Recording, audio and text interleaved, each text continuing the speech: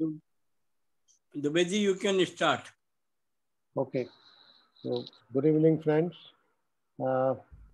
As the notice was circulated, we are going to have a participative dialogue on the theme, what is a problem?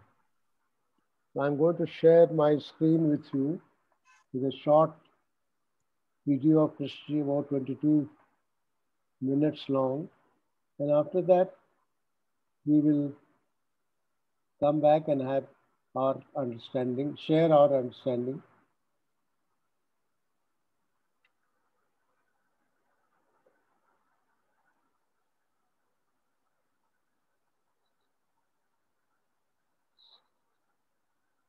Can you all see this?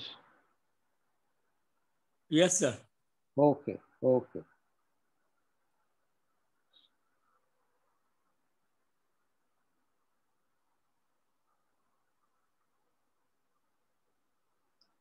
There's several questions here. I haven't seen them.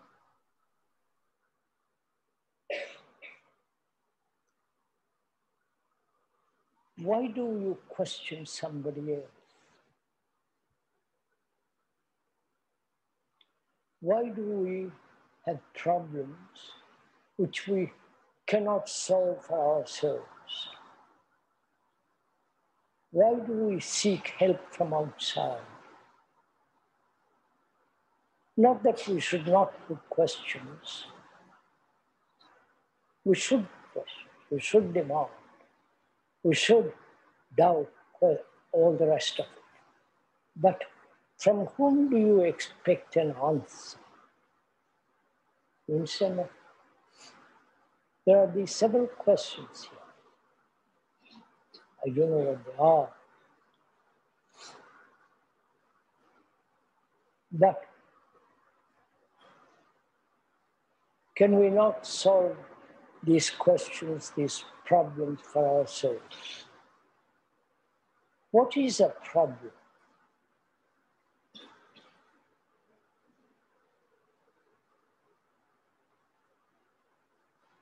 A problem, according to the dictionary meaning, is something thrown at you. Right? The meaning of that word etymologically means something thrown at you, a problem. And we never look at a problem anew, right? Because our brains are conditioned to the resolution of problems. May I go into a little bit? From childhood, a child has a problem. How to read, how to write, goes to school, and there he's educated to resolve problems, right? You know all this, don't you? Don't look surprised. It's a nice, rather rainy morning. You understand my question? From childhood, they are trained to have problems. Go to school, there are dozens of problems. You must learn how to read and write, how to do mathematics, and later on geography, history, and the examinations. It all becomes a problem. And so the brain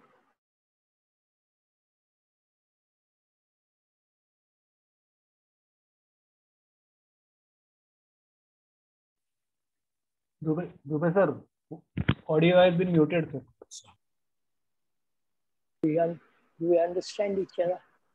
A little bit at least. Yes, sir? Suppose I have a problem. First of all, I never ask, why do I have problems? whether it's the problem of relationship, problem of occupation, and so on, so on, so on. Especially psychological problems. But my brain, from childhood, has been educated, conditioned, cultured to have problems. Do look at this, please. And then all life becomes a problem. What to do, how to act, what to think. You follow about death, about if there is life after death. Our whole brain is conditioned not only having problems in itself, but also problems put up on it, right? So it is continuously having problems.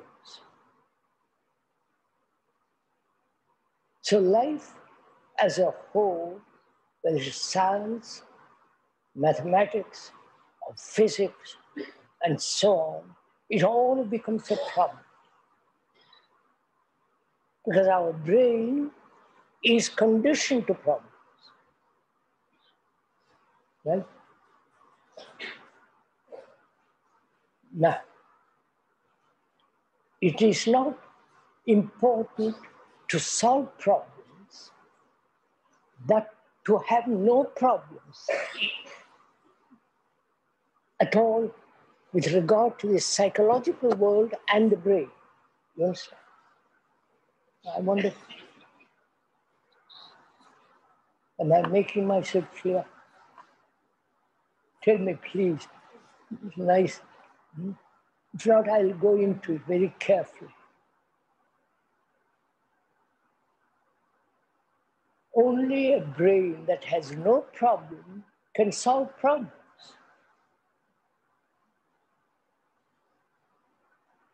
That is, only a brain that is free from problems can go into problems and resolve them. But if the brain itself is conditioned to live with problems, then it can never solve any problem. Right?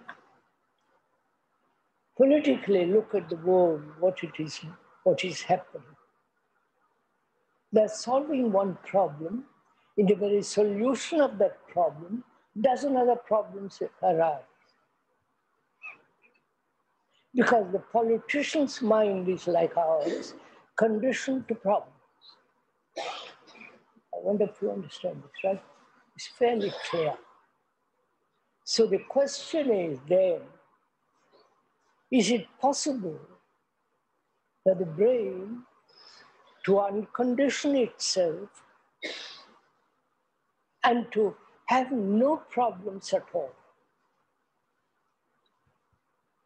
That is, if a problem arises, solve it. But not with a brain that is already conditioned to problems. I don't. Suppose I have no problems. As a matter of fact, I haven't any. So, not that I'm old, but I don't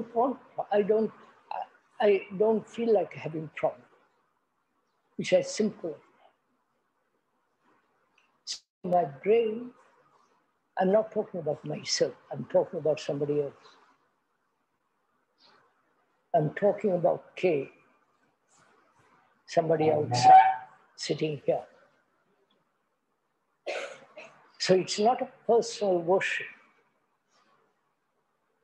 right?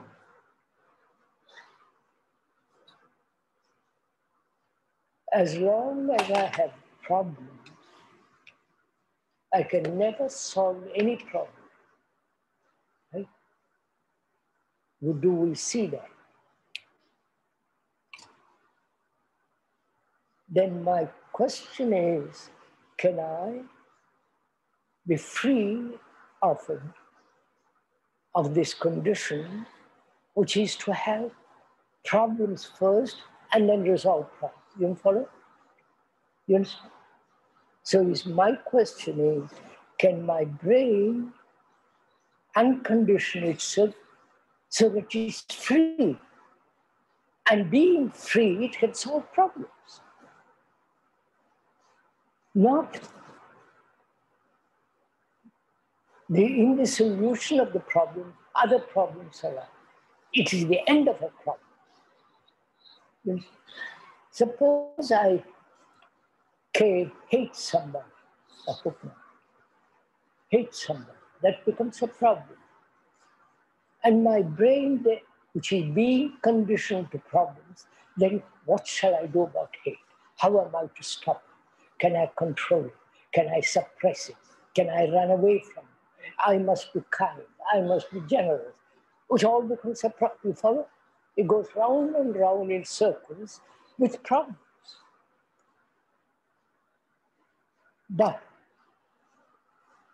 I asked my Kay is asking himself whether the brain can be free from all problems, sexual, relationship, problems of God, problems of rituals, problems of nation, war, peace, so that it's completely free of that. Is that possible? Please put that question to yourself.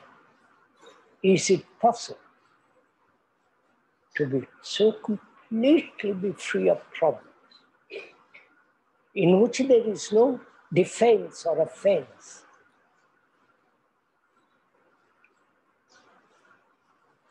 Kay says it is possible. Don't accept it because it's no meaning to you if you accept it. It's the assertion of some idiot and maybe utterly wrong. So you have to investigate your own brain. I'm using carefully. Investigate your own brain so that it is really free of problems. Then the question arises, who is to free the brain, right, from its condition? Then we say it must be an external agency.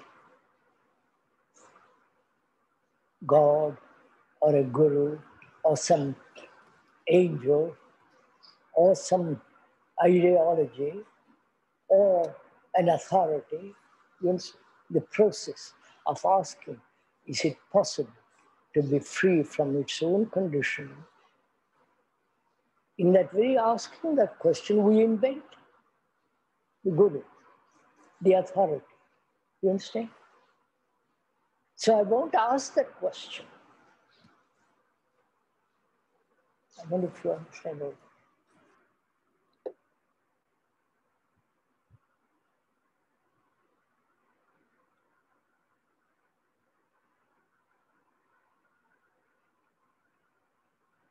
Own brain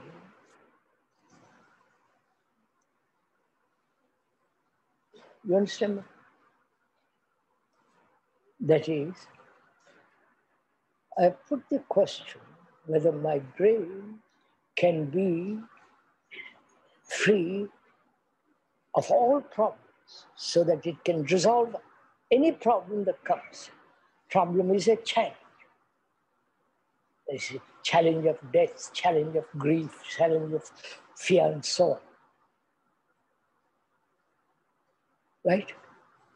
I have put the question.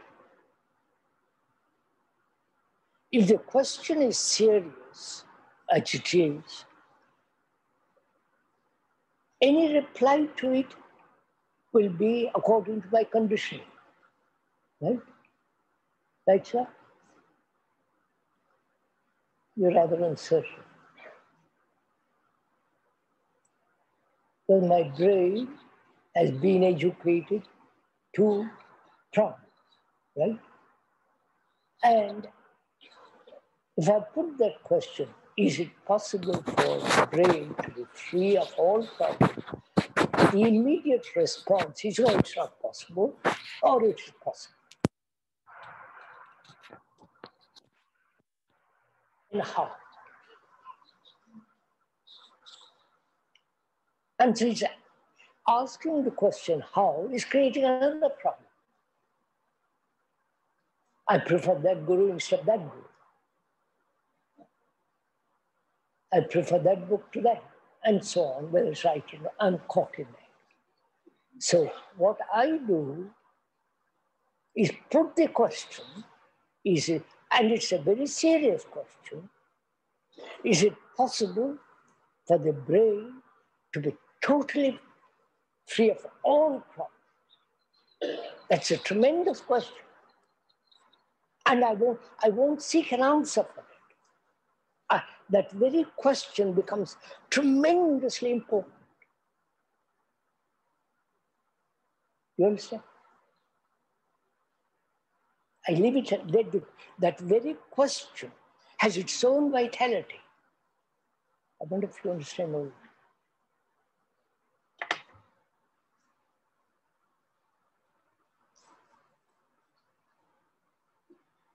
Are you doing that with me? That is, I have put the question, I don't seek an answer.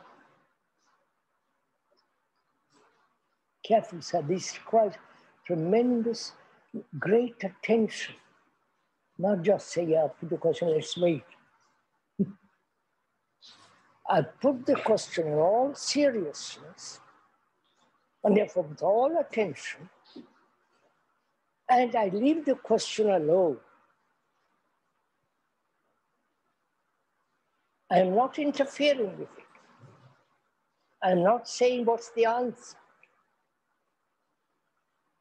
If the question is serious and has tremendous vitality, significance, then the question itself begins to answer.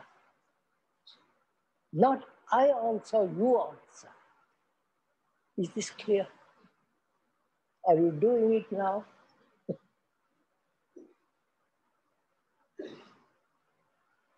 Of course, we are talking of psychological questions, not technological questions, whether I'll have a job, whether I'll pass my exams, all that kind of business. So the question is important, not the answer. Because the question has great urgency,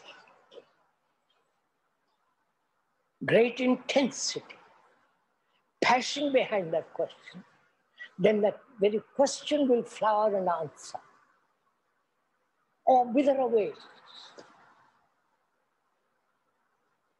But what we do is, can I uncondition my brain? Is that possible? Tell me how. Then that becomes a problem. Is that what, I mean, you've understood? Can we go on?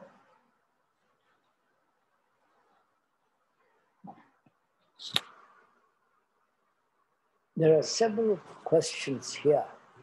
I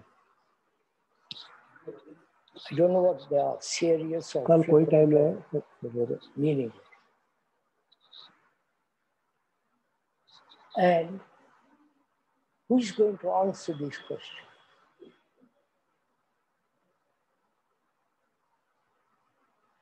Have you put the questions in order for K to answer? Or you have put the question and the question must be investigated, not the answer. Because in the question lies the answer, not outside the question. I want to understand.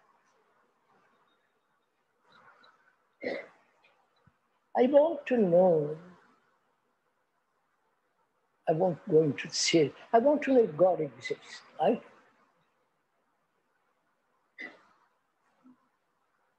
Not a K wants, somebody else wants to know if God exists. How will you ever find out? If you are really honest, if you are really serious,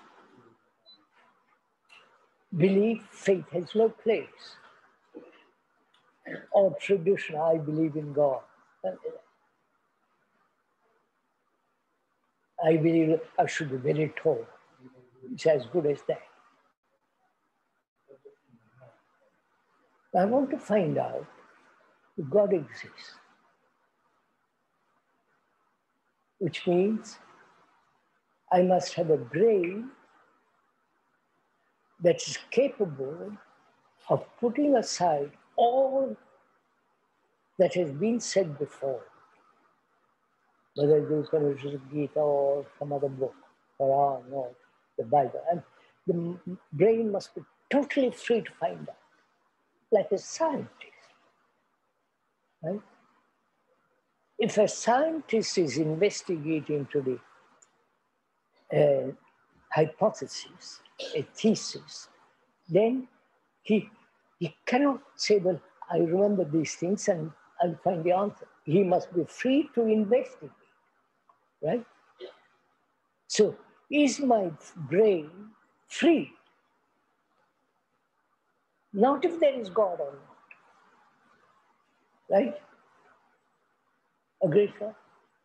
Is your brain free or frightened or anxious or lonely? As long as those factors exist, you'll never find out. So God is not important at all, but whether there is freedom to find out. Yeah, can we go along together in this?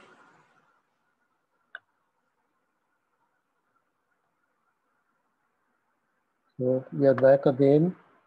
There was a minor interruption because of power failure. It's a very powerful video, so I'll suggest all of us should go through it once more to get the complete picture of what he's talking about. And we can go to questions now. Can we start with Harshad Bhai? Or comments, basically, on standing.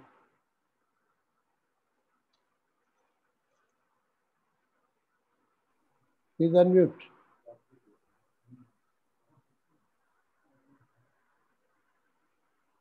Harshad Bhai can't unmute himself. He can't unmute.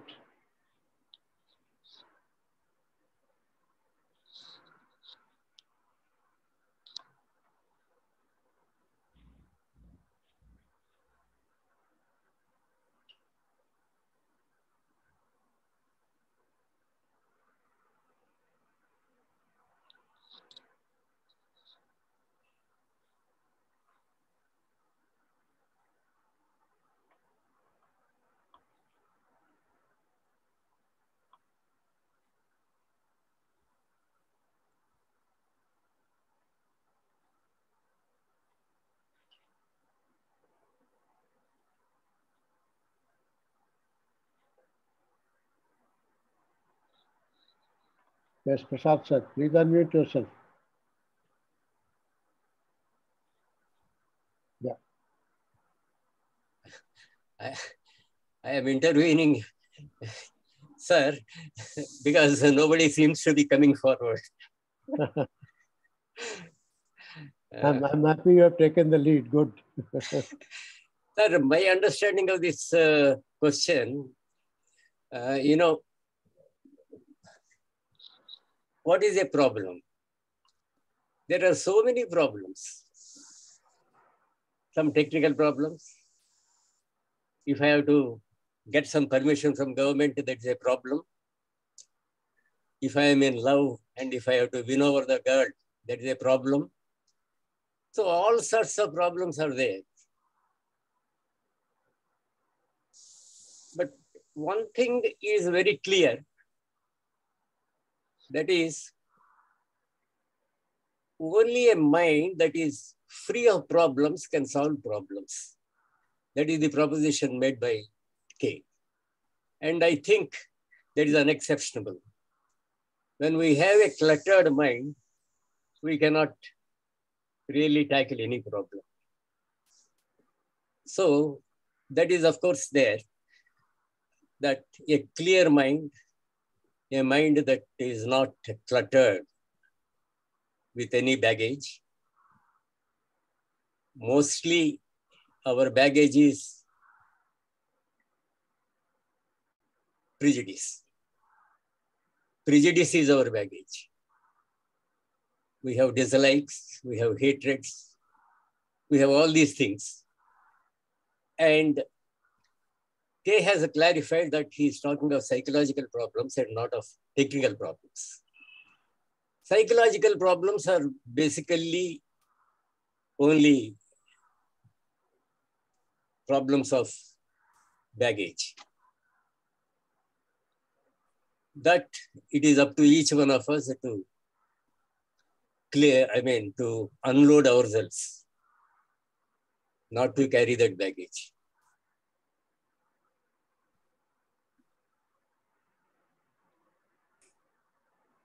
And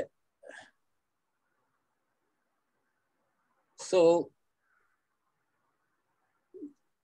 basically, as Buddha said, craving is the root cause of sorrow. Like that, for most of us, our problems are because of our cravings.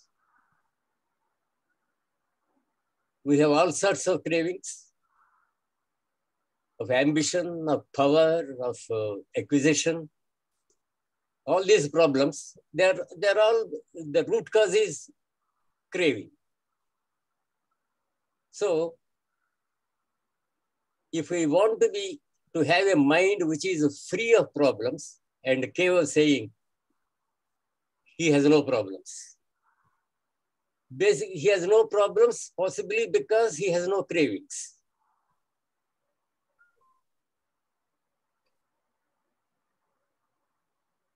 And so if we want to have a mind, Kay's mind, we must free ourselves of our cravings.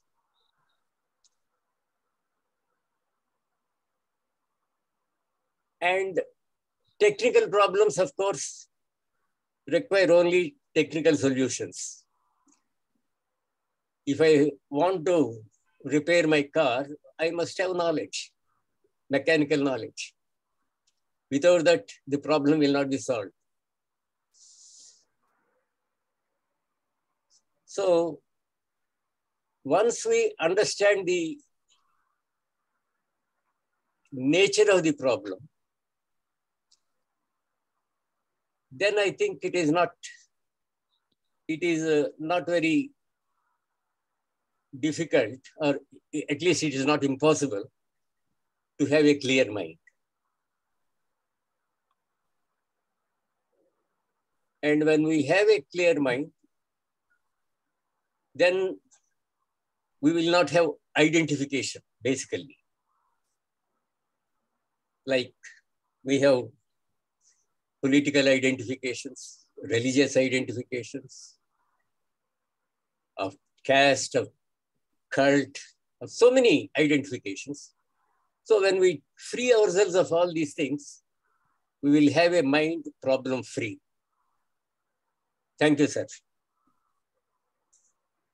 Thank you, Prasad, sir. Thank you. Yes, Clemice, please go ahead. Yeah. In the video today, Krishnamurti says that only a mind that is free from problems can look at a problem, deal with a problem, resolve a problem. I think he uses this word, resolve the problem. So that is an interesting thing, because if the mind has no problem, what is it going to solve? Everything is already solved, no? So there is no problem. But a mind that has no problem can look at a problem without the interference of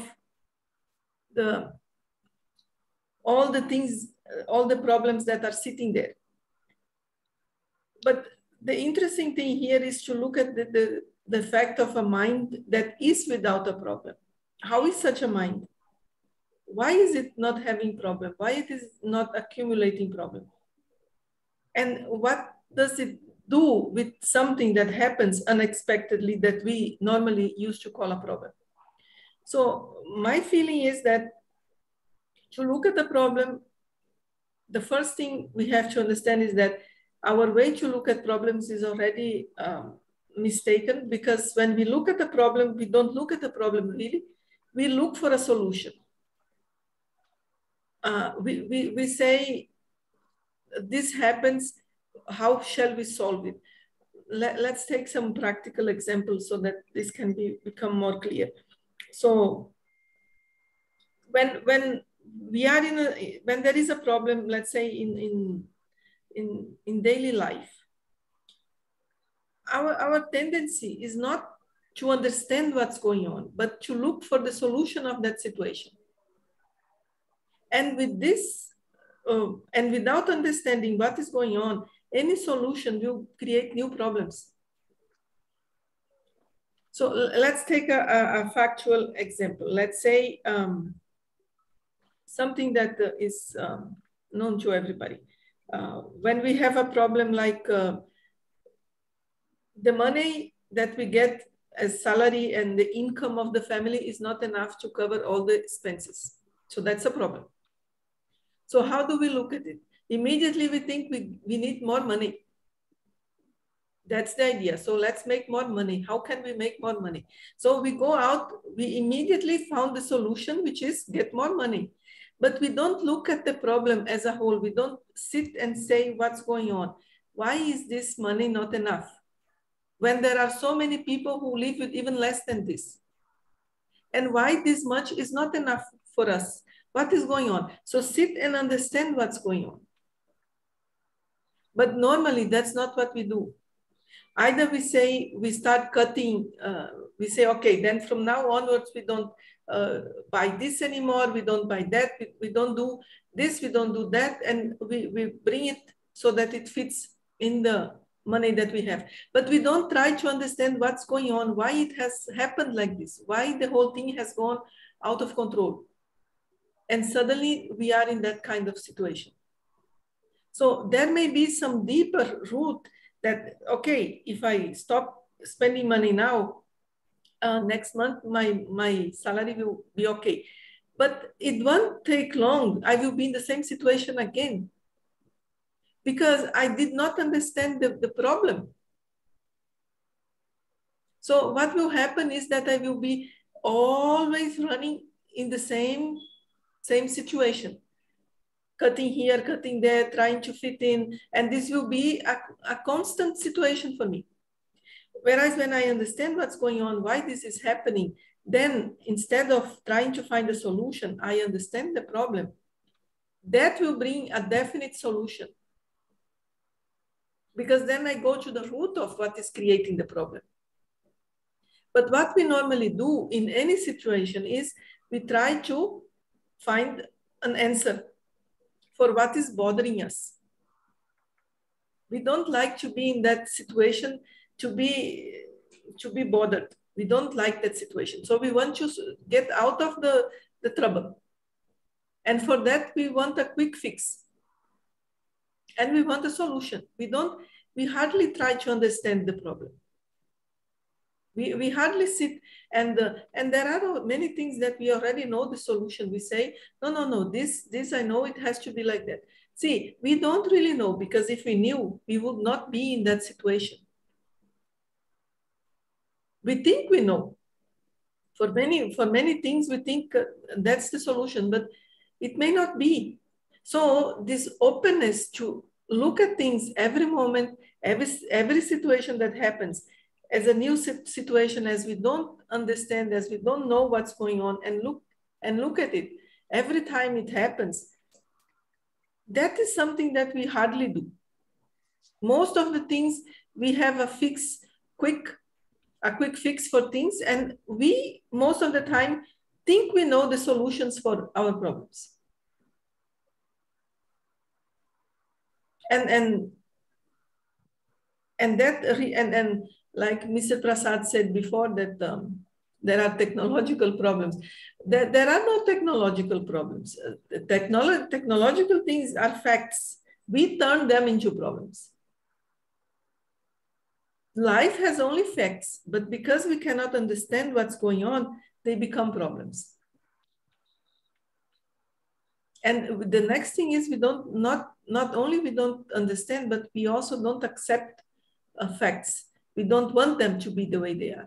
We want them to be different. And then our approach is how can I change this? I don't like it. I have to change it.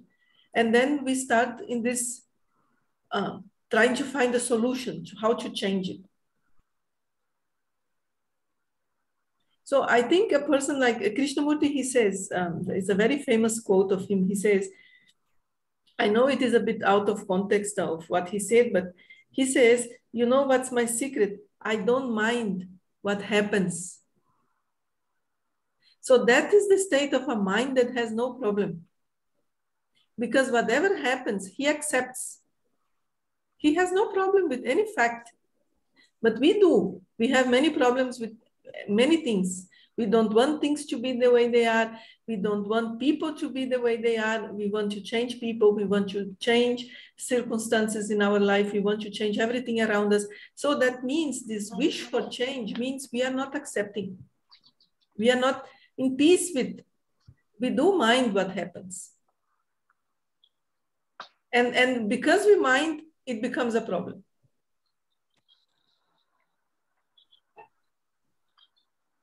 Thank you, Clemice. Thank you. I think you're very rightly placed. Before I ask Dakshina Murthy ji to share his thoughts, our main problem is that, you know, the child comes with conditionings.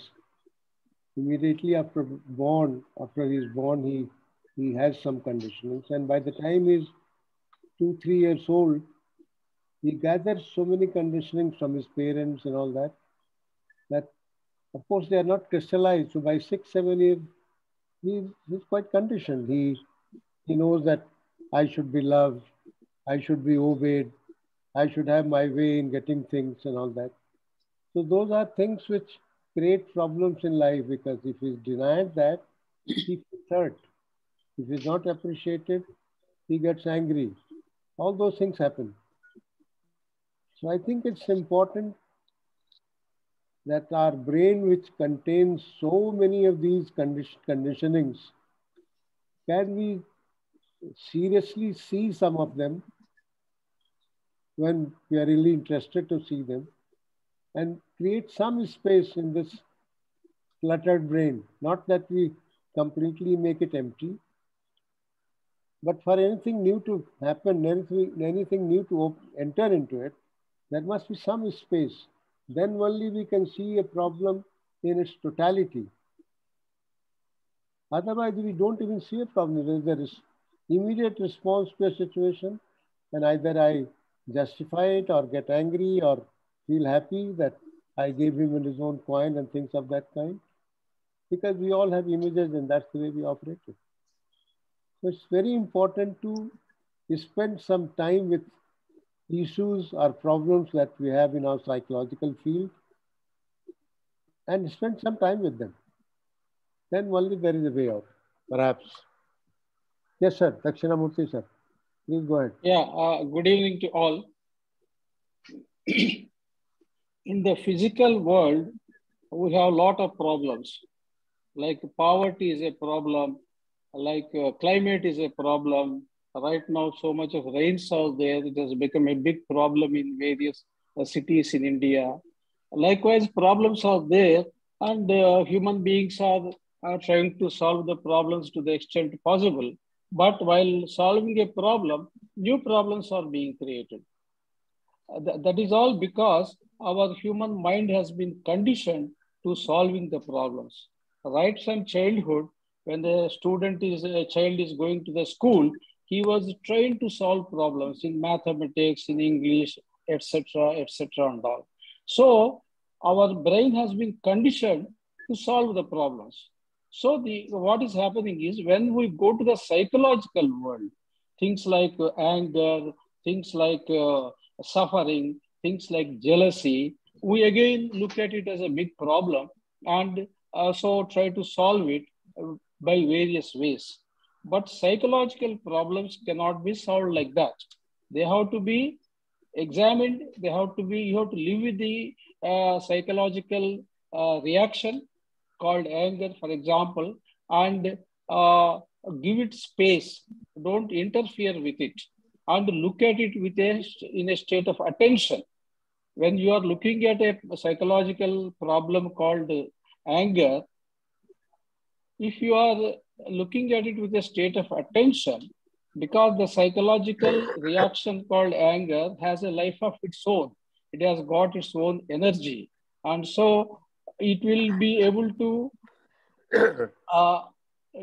when you look at it in that state of attention, it is not able to do any harm to you, and you are not interfering with it. Then it will reveal itself naturally and wither away. So there is no problem. Because of our conditioning to solve problems in the physical world, which is essential, which is required, no doubt, we have carried the same conditioning to the psychological world and created innumerable problems, particularly in our relationship, in our psychological content, etc. And that is creating the whole problem. That's why Krishnaji is asking whether we can stay with the problem. Don't look at the solution to the problem, but stay with the problem and allow the problem to reveal itself, what it is. And particularly in psychological matters, the solution to the problem is in the problem itself. So don't run after the solution, but stay with the problem and give it space and allow it to unfold its content. That is enough. And when you don't have problems, any new question or problem is something thrown at you. If something new is thrown at you, you will be in a position to address it then and there itself. That is, he is talking about perception. Perception and action go together in the psychological field. When you perceive and there is immediate action, then the problem is solved on the spot. There is no time gap involved in that. Thank you, sir.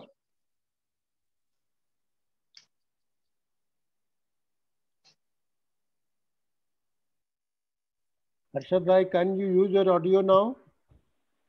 Yeah, are you able to hear? Yes, yes, I can hear you. Yeah. Okay, here the internet is also not very steady, and I was not allowed to speak unmute. I was not able to unmute. All of you have said very, very good things and very logical thing, and what Krishnaji is also saying, that when we make a problem of anything, that is what he was speaking when we had dialogues with him in Delhi and in Chennai. But everybody goes through problems. Even Krishnaji had problems with theosophists, with his friends, and he had to go to the court and so on. But the question is it possible to deal with the problem in a proper way? It doesn't create more problems. And it requires some kind of freedom. And Krishnaji sometimes says freedom is at the beginning. And he also says that to approach a problem, the mind must be free from the problem.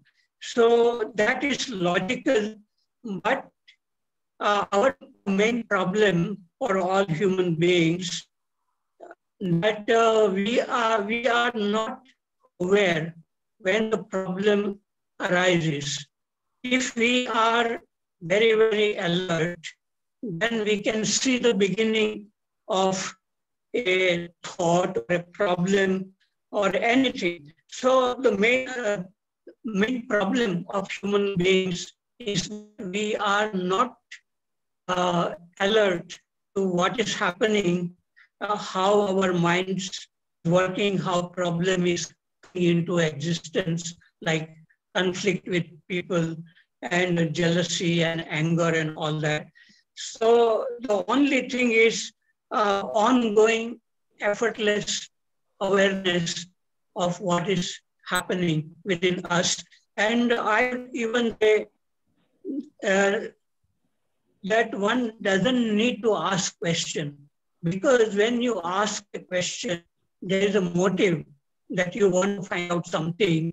But actually in this ongoing effortless awareness, if a question comes, that is seen, and then there is no need to find answer.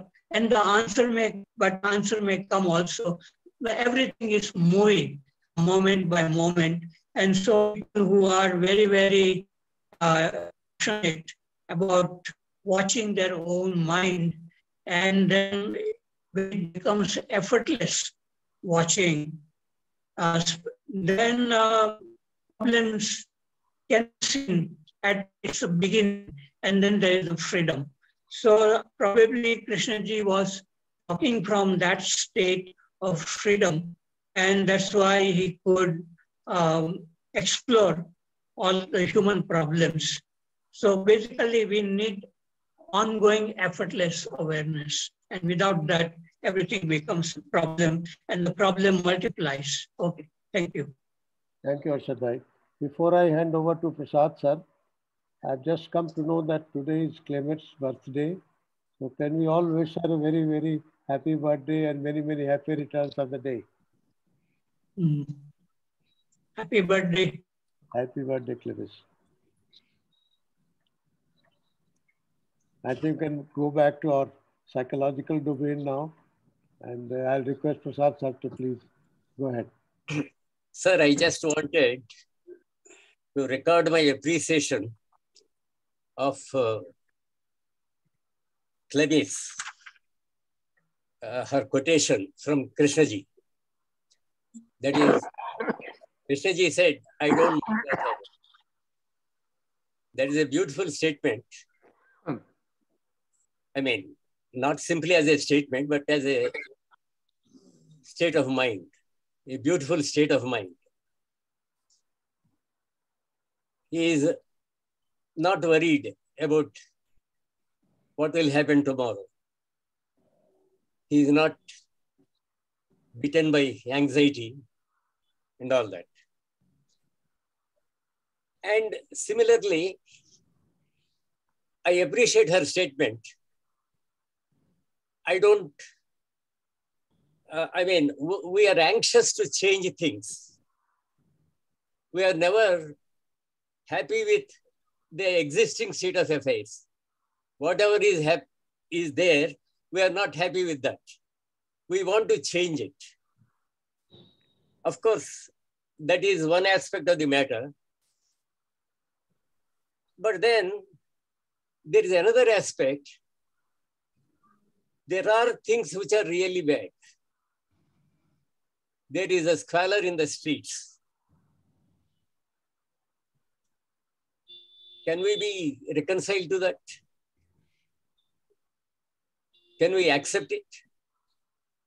So many other things. Corruption in government organizations. Do we simply accept them? Don't we take them as problems? But then I thought to myself, Krishnaji was completely observant of the world. He understood all the seamy side of life. There is nothing left. But at the same time, he was not, he was not worried. He was not anxious. So there is a fine balance. State of nature, a beautiful flower is there. You can enjoy that. Certain things you don't accept, but that doesn't take away your peace of mind. That state we must possibly try to find. a state of mind where you are not reconciled to the existing state of affairs, but at the same time, you don't lose your peace of mind. That fine balance we must strike, I think. That's how I look at it. At any rate, the statement quoted by her from K, I'm not worried about tomorrow. I won't mind what happens. That is what happens to me, I think. Great statement. Thank you, sir.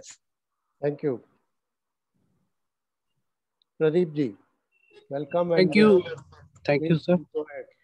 Yeah, well, I can start from many things. That's the problem. So I'm choosing to start from what is Mr. Prasad talking about and what Clemice said. I think it is very well known in the spiritual tradition of India. It is called Sahaj Avastha. And in Guru Granth Sahib, they say, Jo kuch kare so palkar manyo. So whatever happens, I just take it. And so there is no problem. Now I connected with the problem. So problem is when I want to change, when I don't accept anything. So that is where the problem starts. So, but I disagree that that mind without a problem can only solve the problem. I think there are many problems which are solved by people who have lots of problems. The only advantage of a mind which is not without problem is that it has got a lot more energy, because that energy is not scattered in so many problems. I think all the inventions which happened in this world are happened with from ordinary people with lots of problems. So they did solve. So I disagree with the statement of Krishna ji that mind without a problem only can solve it. Mind without a problem will solve it better. And how many people you know in this world who are without a problem, sir? Sahaj Avastha, which you are talking that whatever happens is okay with me. I don't know of anyone, frankly. Harshad Parekh, I really enjoy your listening to you. What you described was that only, awareness of whatever is happening and not wanting anything and being out of this becoming journey, and just continuous awareness of whatever has happened and disidentification with the ego mind and all that. So that, how many people, how many people do you know in this world which have this kind of a state? So, but lots of problems are solved. So I disagree with Krishna ji that mind without a problem only can solve the problem. And so it's always a joy to talk to people, listen to them, and beautiful aspects of whatever they share. And it encourages me and it inspires me to get into this state of Sahaj Avastha and awareness. Thank you very much. That's all I want to say. Thank you. Your voice was breaking in the end, perhaps. Pradeep ji, I just not justifying or disagreeing or agreeing with what you said. Neither I'm justifying what Krishna has said. But perhaps what Krishna meant by this statement was, of course, he is talking about himself when he says that a mind which has no problem can solve all problems, which means that if you reach a stage where there is no problem at all in total psychological field, then there's nothing to be seen as a problem, because you don't see anything. Right. But for ordinary people like you and me, right, if you are able to see a problem in its totality completely, maybe you spend a few hours with it, solution comes out of that, and then we realize that myself was creating a problem. It was my thinking which was creating a problem, and there was no problem as such. So that is what perhaps he meant. We can go to Clemice now, and then followed by Mr. Rama Rao and Anand ji. Yes, Clemice, please unmute. Okay, just I don't know the name of this person who just talked. I did not. Mr. Pradeep. Yeah, Mr. Pradeep Prakash. Okay, Mr. Pradeep, when he says that he disagrees with Krishnamurti, I would just question him, and then he says, how many people do we know that are in this position of not having problem? See, really, if there is nobody that can see the sun, it does not mean that the sun is not there because nobody can see it. So the fact that nobody can do it does not mean that it is not possible. So this is our limitation, and it has nothing to do with the fact. So you mean to say that we do have to deal with problems, even though we dealing with them, we create further and further problems. That's what really is happening in the world, you know. We think we are solving problems, but we don't see the extent of the problem that we are creating with that solution. I give you an example. In science, they try to solve the problem to heal one disease that the person have. They create a medicine, and it is effective for that problem, but it creates another one in the same body. So normally people who are making treatment for cancer, they take so many other tablets to prevent and to other problems that are created by that medicine. So, and by that they create many other problems. So we cannot really solve problems, and by trying to solve them, we are creating more and more. That is why we are now standing on the pitfall of the precipice, that humanity is facing so many difficulties, and even we may create our own extinction because we are trying to solve problems. You know, when we see the global warming, we want to solve it. We don't say, let's understand what's going on. We already think we know what's going on, even though the scientists know we don't know what's going on really. But we try to solve it. And by trying to solve it, we are creating more and more problems. So, so I don't know about that. But, and before Mr. Pradeep, that other gentleman also was saying about Krishnamurti's statement that I don't mind what happens.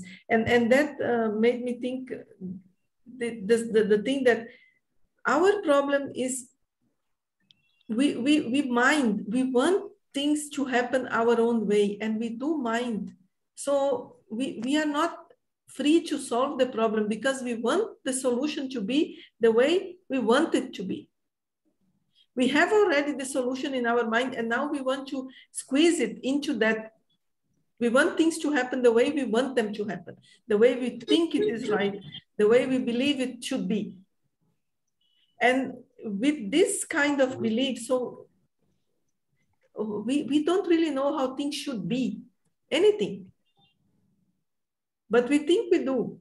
And because we think we do, we create so many problems. So basically, this knowledge is our problem. This knowledge of knowing how things should be. We are not free to accept things as they are. We have too much knowledge how things should be. Okay. Thank you, Clemice. Thank you. Yes, Mr. Rama Rao. Sir, let us see the thing like this. You see, in the environment, everything affects other. The brain will always continuously interacted with this nature. It will affect. In that effect, continuously it works itself. In that working itself, it try to empty something, gather something, it continuously move this side or that side. So in the so-called into day-to-day life, this brain accumulated from many years, whatever it comes to that, to solve that. So that solving itself, it makes another problem. So instead of making this solving habit in abeyance, then whatever it works, That I want to submit. Thank you. Thank you, Mr. Rama Rao. That's why Christy, not always, but at one place he has made a very good distinction between brain and mind. Because it is the mind which can give some relief to the brain. Otherwise, brain on its own is always cluttered and conditioned and cannot influence the mind. So, one has to understand that. Yes, Shakti ji. Sir, I want to add one more. Yeah, please. I'm talking with the simple, this physical brain only. Okay, okay. Shakti ji.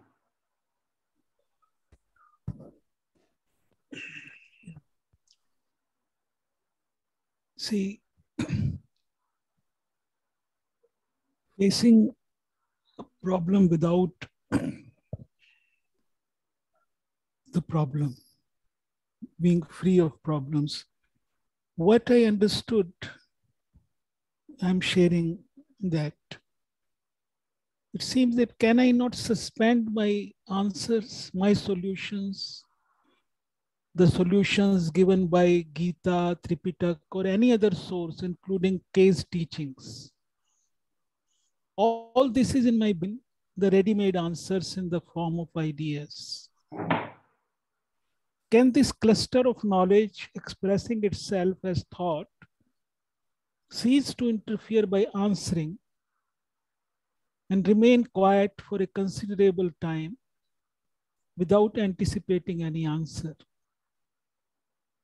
Those of us who have read K may immediately raise the objection, who is going to suspend the answers? This objection would be an interference in the experimentation. So can there be a suspension of the noise within in the form of ready-made answers? A suspension without a suspender, perhaps? That might be facing a problem without any problem.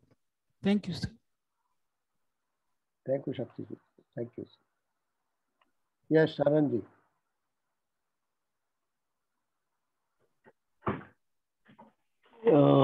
Yes, sir. So, I mean, when someone says, end problems, immediately, we start looking at it and I say, I want to end problems. I want to be free of problems. What the person is saying, what you understand, there seems to be a lot of misunderstanding, or I don't understand what the other person is saying. I think I understand what he's saying, but I really don't. First and foremost, the life does not exist without problems. That I need to understand that. Life means problems. There is no doubt about it. I mean, though there's been a condition from the child, we are given some problem, they are asked to solve, it continues. But in life, there are problems. I mean, there's some problem, somewhere out there, the road is bad. I need to, my house, there's something wrong with my house. I need to do something about it. I need to attend to it and things like that. These are functional problems, physical problems. I need to attend to it. Like even K had many problems, he had to attend to it, but it doesn't turn into psychological. That is where it is the essential one to understand. It doesn't become psychological problems and continue, it keeps continuing. The fact that my mind is chattering all the time because the problems which I thought have solved, I have not really solved. That's why my mind is chattering all the time. If I had solved those problems, definitely there's going to be some kind of quietness, stillness. Many people have said, when people say, how is it possible? Many scientists, many people who have discovered something, they said when they were silent, when they were sleeping or when they were going for a walk, suddenly it struck, when the mind was quiet, something strikes. So many of the discoveries have come through that. So it may not happen to me, doesn't mean it doesn't happen. So if somebody says K had a problem, of course he had a problem. He had many problems. It doesn't mean that it turns into psychological. That is what is very essential for us to understand. And when we say, why do I also say, I should solve my problem. It's very easy to say that. Again, the question is, why do I want to solve my problem? Because it is telling me that I'm alive. It is keeping me alive. I'm enjoying. Though there's some little bit of some discomfort is there, I'm enjoying it, to tell you frankly. Can you look at that as a question? There's so many problems make me say that I'm alive. Without me, without the problem, what am I then? That is a big question. So someone comes along and says something, immediately I keep interpreting what the other person is saying without really trying to find out what it is, what he means by that.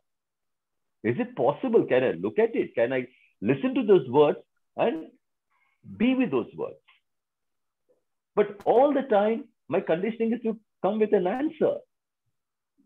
I mean, with a solution. And I think that, I have solution to all the problems. The fact that the way, what is happening right now out there, I don't even bother, because if there is suffering out there, if the problems out there, my getting rid of my problems is not going to solve. Can I look at it holistically? All the time you're looking only from the individual aspect of it, or from my point of view, which is worthless. My problems it's nothing to talk about. My family life, it's what is it about? But the whole world is suffering over this. So many problems are there. I am thinking of ending my problems. How ironic it is, sir. So can I understand, when there's so much of suffering, so much of pain out there, am I really serious about it? Is the question. How serious am I? What is people who are dying out there of hunger? Some animals are being run over on the road. People say animals should not be on the road. They run over. Who cares about it? So many animals are being killed. So many people are being killed. What are we doing about it? What am I doing about it? What are you doing about it? Is it only me to end my problems, my suffering, and then that's over? One has to seriously think about it, sir. It's not mine, my problem, my suffering and all that. It is very petty little, and again, it's a selfish act of mine to say, I should have no suffering, I should have pleasure all the time. When am I going to look at it, sir? How many years am I going to take to understand these things? Week after week, if it is only me, my suffering, my problems, my solution, is it what I'm looking for? Is it what I'm living for? Over, sir. That's about all. Thank you, Anandji. I only very apologetically that to differ with one point, that if you accept that everybody in the world suffers, so why there is so much worry about solving the problem? Then the mind will never. My problem. So, my problem, when this problem is out there. Is my problem different than the problem of the man next door? Or the man next to next door? So No, sir, it is not. Let me finish, please. So, so let me begin from where I am, because I can't begin from the state where my neighbor is.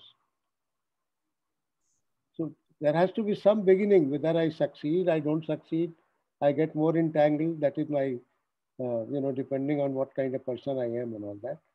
But these are questions we all have to ask.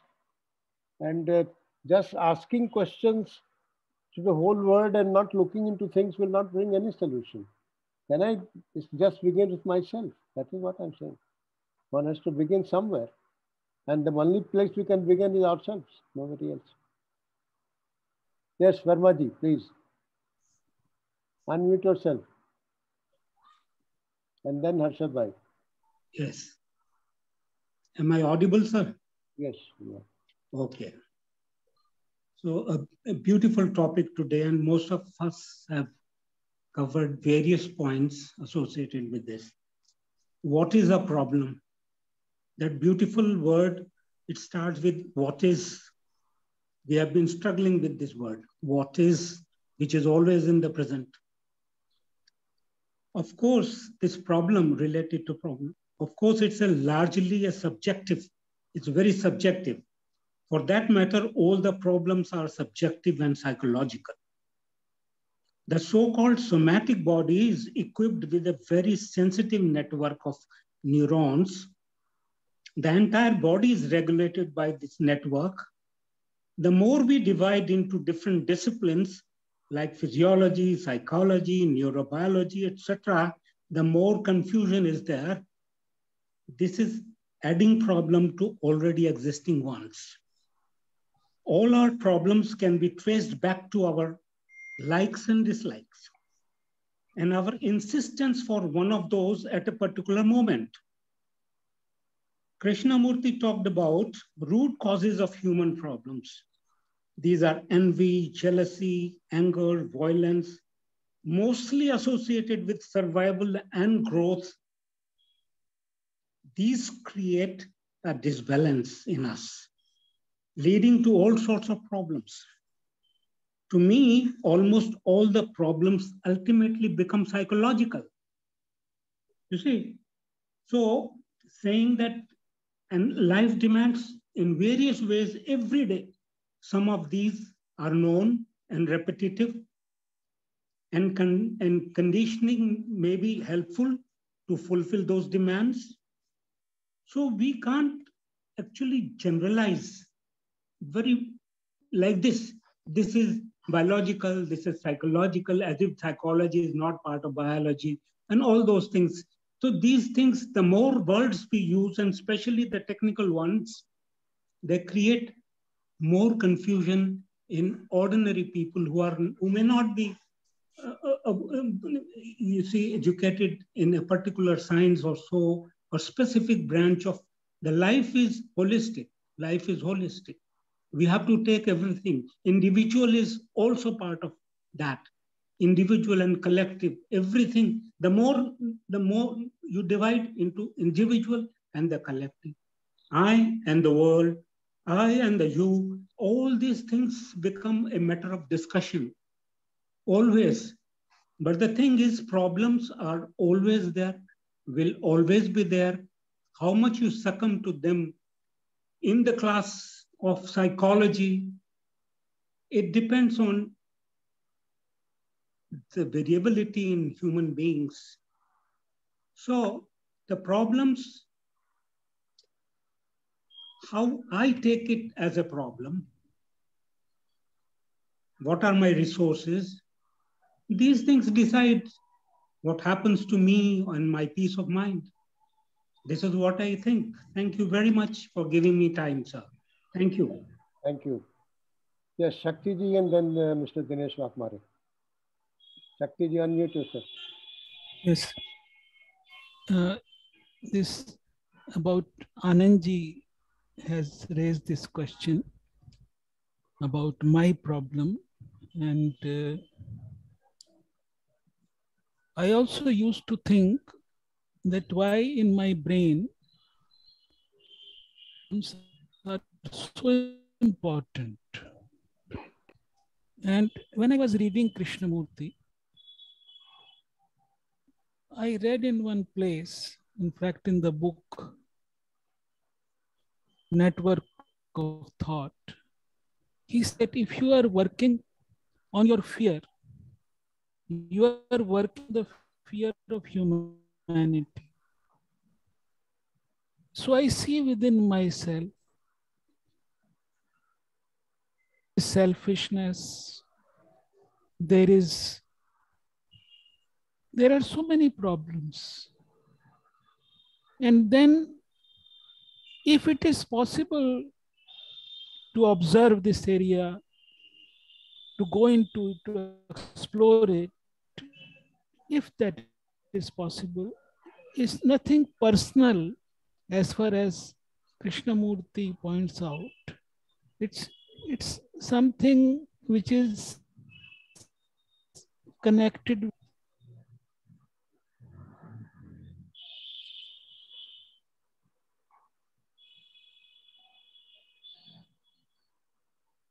Shakti, you are unmuted.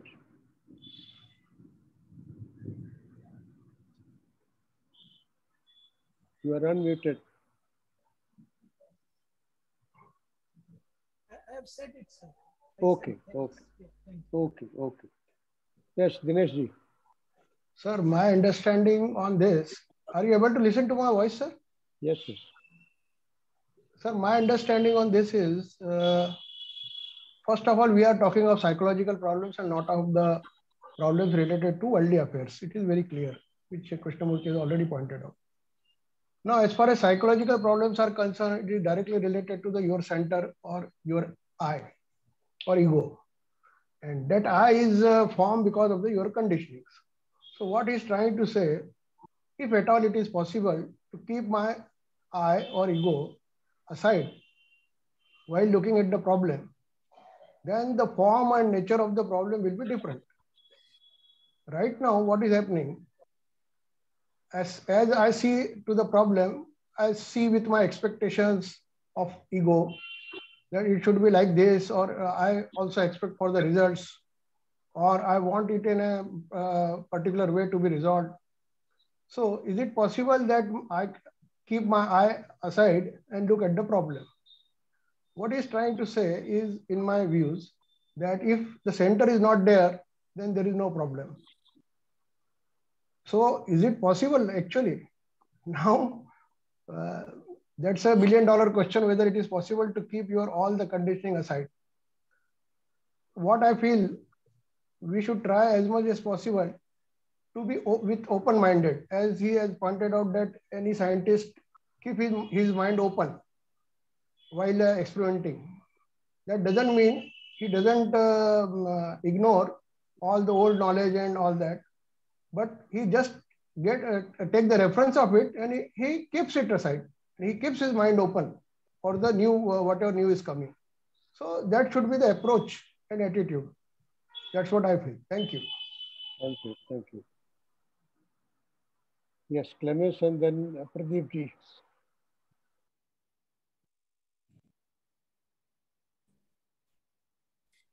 Okay, so about what Anand ji was saying, that there are so many problems in the world and we are only trying to solve our own problems.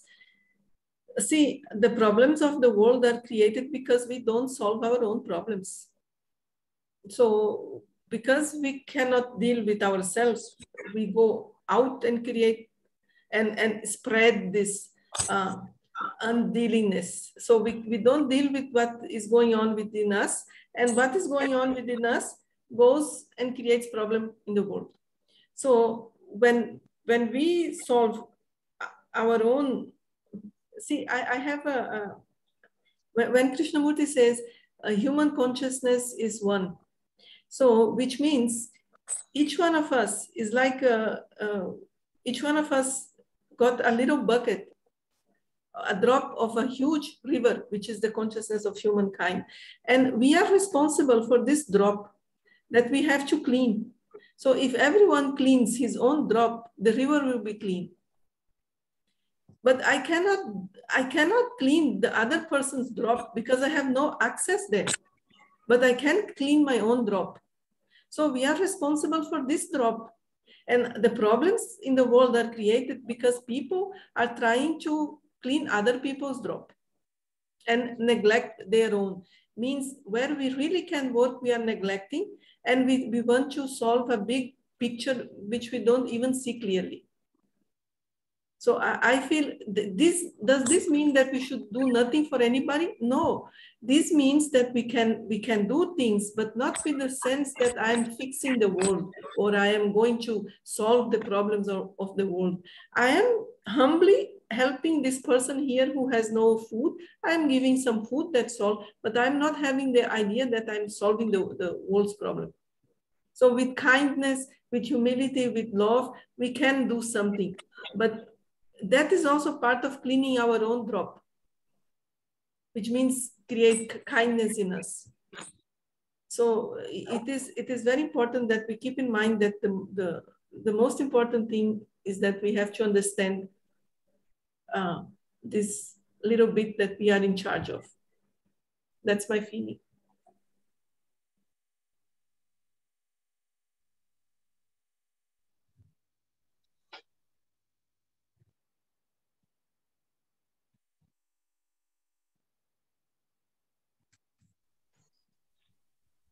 Professor, you are muted. May I speak? Yeah, please go ahead.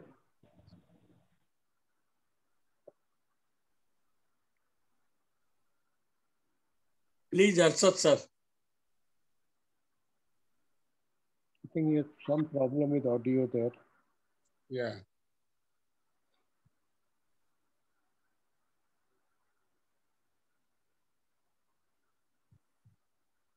Can you go to Pradeep ji and then to Dinesh Waghmare once again and then to Anand ji? Pradeep ji, please unmute yourself. Oh.